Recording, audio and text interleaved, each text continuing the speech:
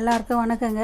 இன்றைக்கி ஏக குக்கிங்கில் நம்ம என்ன சமையல் பார்க்க போகிறோன்னா எக் ஒயிட் பெப்பர் ஃப்ரை தாங்க பார்க்க போகிறோம். அது எப்படி செய்யலான்னு வாங்க பார்க்கலாம். இப்போ ஸ்டவ் பற்ற வச்சு நம்ம ஒரு கடாயில் தண்ணி வச்சுக்கலாங்க முட்டை பாயில் பண்ணுறதுக்கு.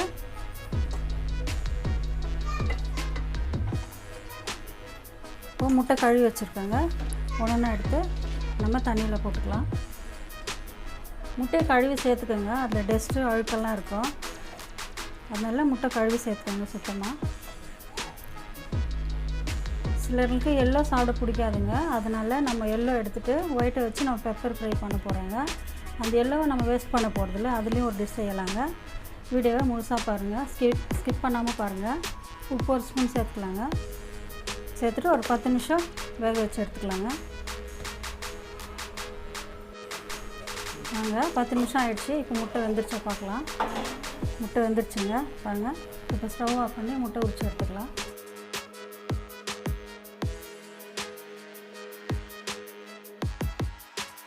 இப்போ பாருங்கள், நம்ம முட்டை தோலெல்லாம் உரிச்சு எடுத்தாச்சு. இப்போ கட் பண்ணிக்கலாம். கட் பண்ணி எல்லோ தனியாக ஒயிட் தனியாக வச்சுக்கலாங்க.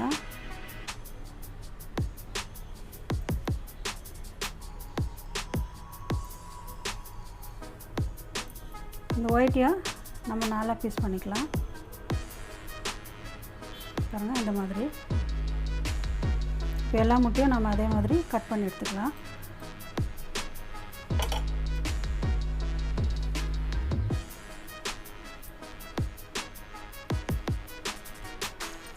இந்த மாதிரி எடுத்துக்கலாம். நம்ம 4 கட் பண்ணி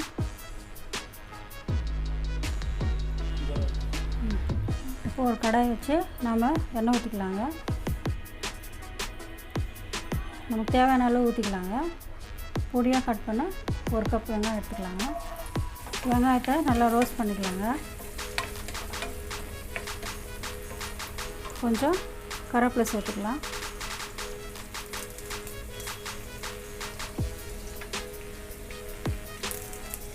கருவேப்பிலை கொஞ்சம் எக்ஸ்ட்ரா சேர்த்தா ஸ்மெல் நல்லாயிருக்குங்க, டேஸ்ட்டும் நல்லாயிருக்கும். கொஞ்சம் வதங்கிட்டங்க வெங்காயம். ஒரு 2 பச்சை மிளகாய் எடுத்து நான் பொடியாக கட் பண்ணி வச்சுருக்கேன், அதையும் சேர்த்துக்கலாம். இப்போது கலந்து விட்டுடலாம். வெங்காயம் பாதி வதங்கினதுக்கப்புறம் இஞ்சி பூண்டு போடலாங்க. இஞ்சி பூண்டு 1 ஸ்பூன் சேர்த்துக்கலாங்க. அதையும் சேர்த்து நல்லா கலந்து விட்டுக்கலாம்.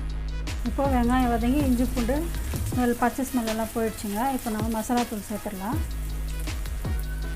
கொஞ்சம் மிளகாத்தூள் சேர்த்துக்கலாங்க. நம்ம மிளகுத்தூள் போடுறதுனால மிளகாத்தூள் கொஞ்சமாக போடுங்க. கொஞ்சம் தனியா, ஒரு 1/4 ஸ்பூன் மஞ்சள் தூள். இதையும் சேர்த்து எண்ணெயில் நல்லா ஃப்ரை பண்ணிக்கலாம்.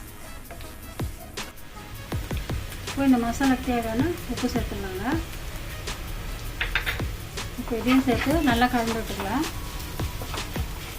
இப்போ முட்டை சேர்த்துடலாம்.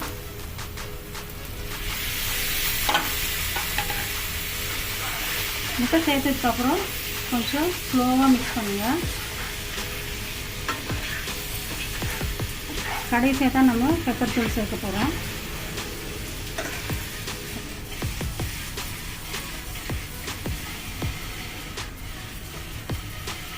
நான் 2 ஸ்பூன் பெப்பர் தூள் எடுத்து வச்சுருக்கேன், அதை ஃபுல்லாக சேர்த்துடலாம்.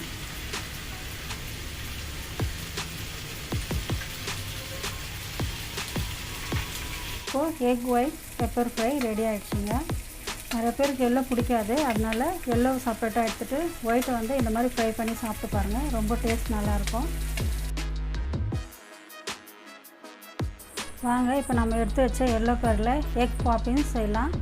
அது எப்படி செய்கிறதுன்னு பார்க்கலாம். இப்போது நம்ம முட்டையில் எடுத்த எல்லோ கருவை நம்ம செப்பரேட்டாக வச்சுருக்கோங்க. ஒயிட்டை வந்து நம்ம ஃப்ரை பண்ணியாச்சு. இப்போது முட்டை இருக்குது, இதில் நாம் ஒரு டிஷ் செய்யலாம். இதை வந்து ஃபுல்லாக மேஷ் பண்ணிக்கலாங்க. இப்போ பாருங்கள், எல்லோ கருவை நல்லா மேஷ் பண்ணியாச்சு. அது கூட நம்ம வேக வச்சு உருளைக்கிழங்கு சேர்த்துக்கலாம். சேர்த்துட்டு இதையும் நல்லா மேஷ் பண்ணிடலாம். இப்போ இதை நல்லா மேஷ் பண்ணியாச்சு. உருளைக்கிழங்கோடு சேர்த்து இது கூட 1 கப் வெங்காயம் சேர்த்துடலாம். 2 பச்சை மிளகாய் எடுத்து பொடியாக கட் பண்ணி வச்சுருக்காங்க, அதையும் சேர்த்துக்கலாம். 1 ஸ்பூன் மிளகாத்தூள், கொஞ்சம் தனியாத்தூள், கொஞ்சம் பெப்பர். இந்த மசாலாக்கு தேவையான உப்பு சேர்த்துக்கலாங்க. கொத்தமல்லி கொஞ்சம் சேர்த்துக்கலாம். இப்போ கார்ன்ஃப்ளெக்ஸை பொடி பண்ணி சேர்த்துக்கலாங்க.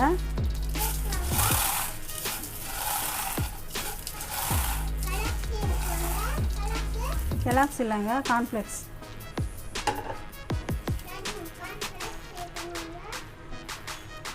இப்போ கருவேப்பிலையை நல்லா பொடி பண்ணி சேர்த்துக்கலாங்க.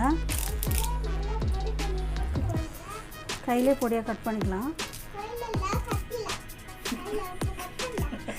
சரிம்மா, கையில் கட் பண்ணலம்மா, கத்தியில் தான் கட் பண்ணுறோம்மா. கத்தியில் பொடியாக கட் பண்ணிக்கலாங்க. சொல்லிட்டோம்மா. இப்போது பாதி லைம் ஜூஸ் எடுத்து புழிஞ்சிக்கலாம். என்னம்மா? சரிம்மா. சரி சரி. இப்போ எல்லாத்தையும் சேர்த்து நல்லா கலந்து பிசைஞ்சு எடுத்துக்கலாங்க கையில். சரி, மிக்ஸ் பண்ணிக்கிறேன். கலந்து விட்டு தான் நான் சொல்லுவேன்.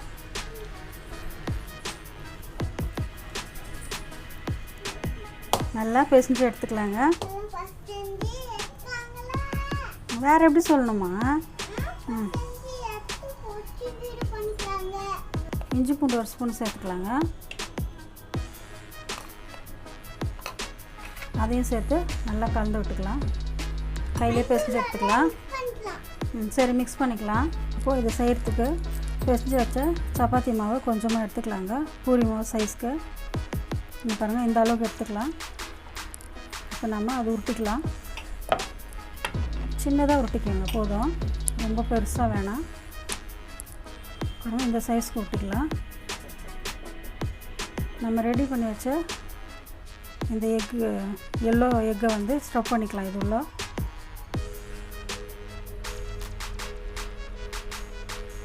ஸ்டஃப் பண்ணி நல்லா இப்படி ரோல் பண்ணிக்கலாங்க. உள்ளே வச்ச ஸ்டஃபிங் வெளியே வராத மாதிரி நல்லா க்ளோஸ் பண்ணிக்கலாம். ஒரு கடாயை வச்சு இது பொரிக்கிற அளவுக்கு நம்ம எண்ணெய் ஊற்றிக்கலாங்க. எண்ணெய் சூடாகிடுச்சுங்க. ஒன்றா போட்டு பொரிச்சு எடுத்துக்கலாம். கோல்டன் ப்ரௌனாக பொரிச்சு எடுத்துக்கலாங்க. எல்லாம் விருப்பப்படாதவங்க இந்த மாதிரி செஞ்சு சாப்பிட்டு பாருங்கள். பெரியவங்களுக்கும் பிடிக்கும், குழந்தைங்களுக்கும் பிடிக்குங்க. நீங்களும் ட்ரை பண்ணி பாருங்கள் ஒரு முறை. செஞ்சு பார்த்துட்டு கமெண்ட்டில் சொல்லுங்கள் எப்படி இருந்துச்சுன்னு. இது பாருங்கள், இவ்வளோ நல்லா கோல்டன் ப்ரௌனாக பொரிஞ்சிருக்குது. மிஸ் பண்ணாமல் ட்ரை பண்ணி சாப்பிட்டு பாருங்கள், ரொம்ப நல்லாயிருக்கும். பாருங்கள், பால் மாதிரி எப்படி இருக்குது, அவ்வளோ அழகாக கலர்ஃபுல்லாக இல்லை? சரிம்மா, பெல் பட்டன் கிளிக் பண்ணுங்கள். எங்கள் பேத்தி சொல்லிட்டேன் சொல்ல நீ சொன்னதை. இப்போ எடுத்துக்கலாங்க. இது ஆயிடுச்சு. உங்களுக்கு நம்ம வீடியோ பிடிச்சிருந்தா சப்ஸ்கிரைப் பண்ணுங்கள், பெல் பட்டன் கிளிக் பண்ணுங்கள், ஷேர் பண்ணுங்கள், கமெண்ட் பண்ணுங்கள். நன்றி, வணக்கம். மறுபடியும் வேறு ரெசிபியோடு நாம் சந்திப்போம்.